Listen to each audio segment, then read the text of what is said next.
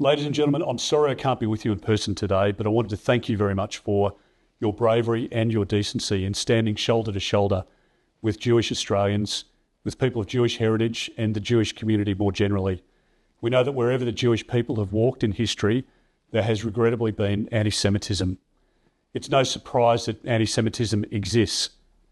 It's repugnant and abhorrent. And as much as we want it not to be the case that anti-Semitism exists, we need to deal with that reality. And we need to be very clear about our condemnation of it.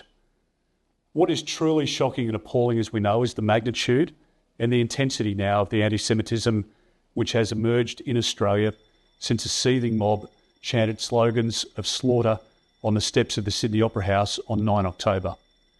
The Jewish spirit of strength, of solidarity and survival has seen the Jewish people overcome subjugation, persecution, dispossession, exile and massacre through the course of history.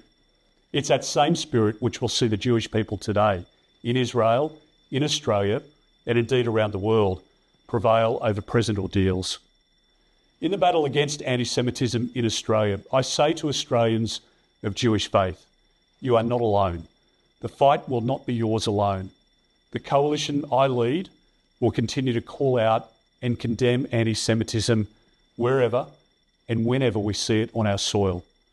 We will continue to speak up with moral clarity and to act with moral courage to clear the fog of moral equivalence and moral ambiguity. We do this not only because anti-Semitism is a threat to one segment of our community.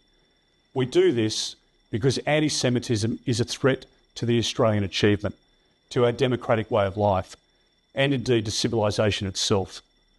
After the horrors committed by the Nazis, humanity made a solemn commitment with a single refrain. The forces of civilisation said never again. Full stop. It's our solemn duty to ensure that refrain does not become a never again, which ends in a question mark. It's our solemn duty to ensure that refrain never becomes an again. Never again is now.